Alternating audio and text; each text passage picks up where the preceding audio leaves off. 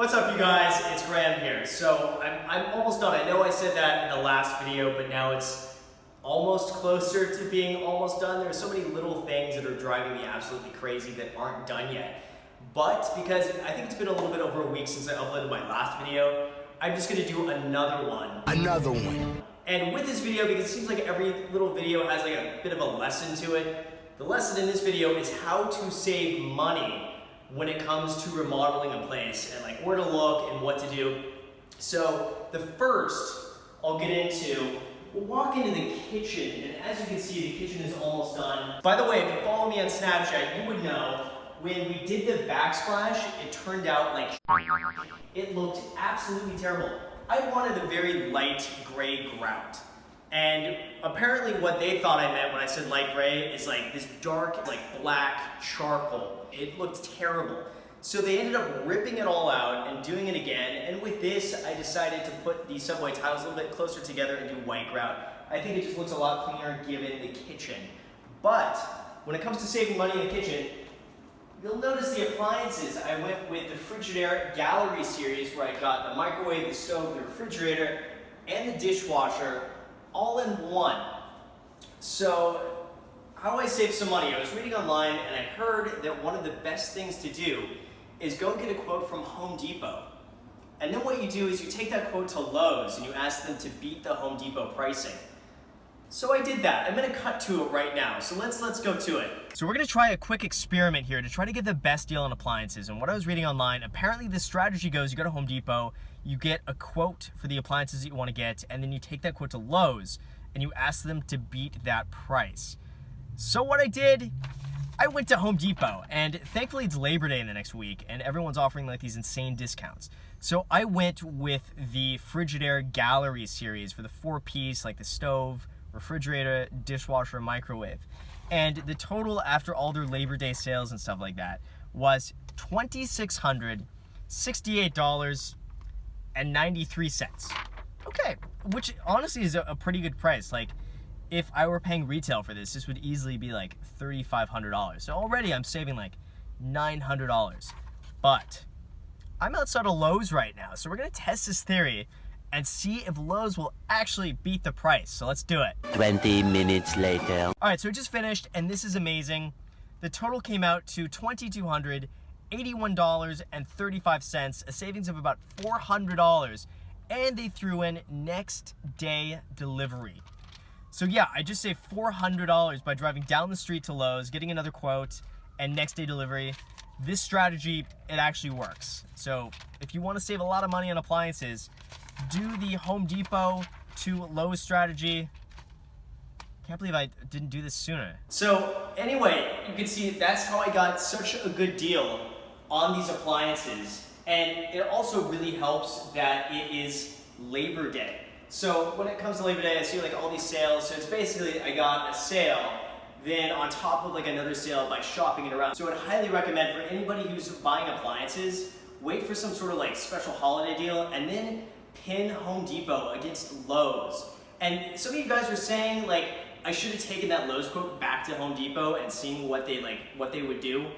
I'm gonna do that because I'm gonna buy a washer dryer. So I'm gonna start at Home Depot, go to Lowe's, then go back to Home Depot and see what they say. And maybe I can get them like in a brawl together and see who will actually like get the lowest price. So the second thing that I did to save money is when it came to window coverings. And I thought I would go on Amazon because Amazon has always been my go-to for buying like anything. Like I bought my light fixtures from Amazon. I bought like my what else did I buy from? I ended up buying a lot of stuff from Amazon. I'm not gonna list it all. But I thought I would look on Amazon for window coverings, and I did. And then I thought, well, let me do like Google and then like Google Shopping to find out more stuff. Oh, before that, I actually went to IKEA and I priced it on IKEA. So like IKEA was like a little bit more expensive, and then Amazon was like down here, and then I thought like, let's do Google Shopping. And I came up with this website, selectblinds.com. They actually beat the price of Amazon and IKEA for custom made blinds. So let me show you. And this was actually really easy to do. And I'm like terrible at doing this stuff, but like me and a few friends put up these blinds. So I would highly recommend it. If anybody is like either looking for blinds, this company's epic, selectblinds.com. And for really anything, I don't think it has to be blinds necessarily. Go on Google Shopping, and it kind of like pins the prices for like each different thing, and you can find out who actually has the best price for whatever you want to buy. So the third way to save money is that my contractor wanted a ton of money for replacing all of the outlets in the place. And it was way too much. I think he wanted like $40 or $50 an outlet, which we all know that's way too much money. So instead, what I did, you go on Amazon and you buy like these little things in bulk for like $2 or $3 each, and they take like 10 minutes maximum to put in. So I did the entire place for, I think it was under $20 of actual material, and not even an hour. Yes. Right.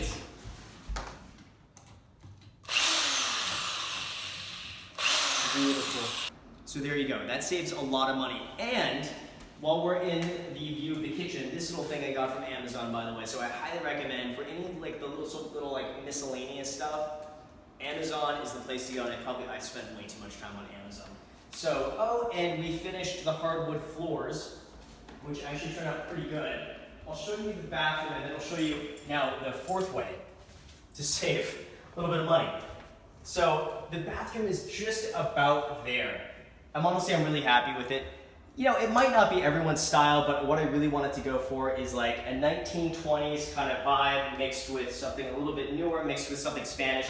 I know it's a lot of styles, but I think it looks pretty good. The shower door came in, by the way. This looks epic.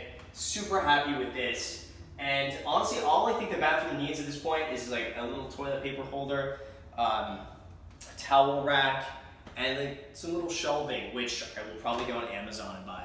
Take you to the bedroom here. Again, these two blinds that I put up. Looks pretty good. I'm gonna probably get like something over the top of them just so it looks a little bit cleaner. It's nothing to do with the blinds, it's just these windows are like very 1920s, and they're not straight. So it's like, I'm gonna do something to taper off the line a little bit more. The other thing to save money is you can do a lot of this stuff yourself. Contractor, get ready for this. Contractor wanted $60 to put in a doorknob and a lock. Like 60 bucks. No, Home Depot is like $17 for the whole kit. Takes probably 20 minutes to put in yourself. Saving money, I mean, 60 bucks is 60 bucks. It's actually more like, you know, $40 saved there. But again, $40 saved is $40 saved. And one of the last things that you guys haven't seen from the last video, all this crap is gone, which it looks so much better. So I'm gonna wait until more of this stuff is cleared out along the side. They left some trash over here. So I'm gonna wait until everything is cleaned out, and then I'm gonna power wash this. And then when the garage door comes in, I can get a little bit more serious about the landscaping. And I'm gonna make another video about the landscaping coming up. I just wanna wait for it to be perfect and cleaned. I think that's pretty much it. Thank you guys so much for watching. And by the way, I apologize for not uploading more videos like in the last week or so.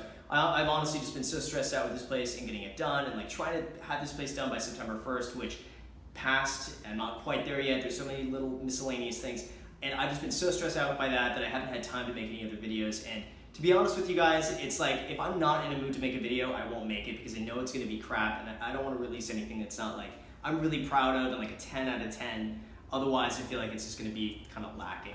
So anyway, that's the reason why I'll get back into it. I'm just gonna wait for everything to settle down and for me to have a little bit more time to dedicate to this. But as always, you guys, thank you so much for watching. If you haven't already, make sure to add me on Snapchat and Instagram, and then click that subscribe button. And I hear all the YouTubers now say like, hit the little bell. So I'm gonna ask you guys, hit that little bell so you know when I upload so you don't miss anything. That's it, that's all I can ask you guys to do. Thank you again for watching, and until next time. So one other thing I've noticed when you are remodeling a place is that if you have an idea of something in your head and the actual finished product turns out a little bit different than you had envisioned it, you instinctually hate it, and that's been the way it was with me. There have been a few things in this place that I just had a different idea of how it would look like in my head. And it came out a bit different than that. Not that it looks worse, because I've gotten a lot of compliments on this place. It seems like nobody notices little things that I notice, but I just don't like it. And that's one of those things where it's very hard not to get caught in your head. Just because you think of something that you think it was gonna turn out a certain way and it doesn't, doesn't always mean it's bad, and that's something for me that is very difficult to get over. And also when it's your place and you notice like all the little things and you're the one that's doing the work and you're the one that's like there all the time, you notice all the little subtleties that no one else pays attention to. Like just the color of the backsplash was one of those things that, you know, for some people they liked it and they didn't even notice, but for me it just looked terrible.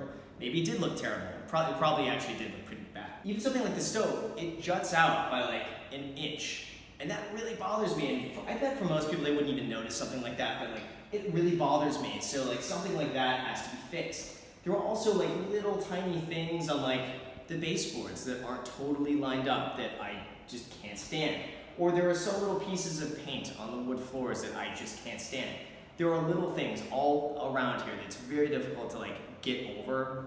It's one of those things that I think you just have to release it and just accept that there are flaws and that nothing will be 100% perfect, and you just do your best. You have to move on, because otherwise you get stuck chasing that 1% where it could be like 99% and then like that 1% takes like 10 hours to do like one little thing. And I'm stealing Anthony's behind me filming.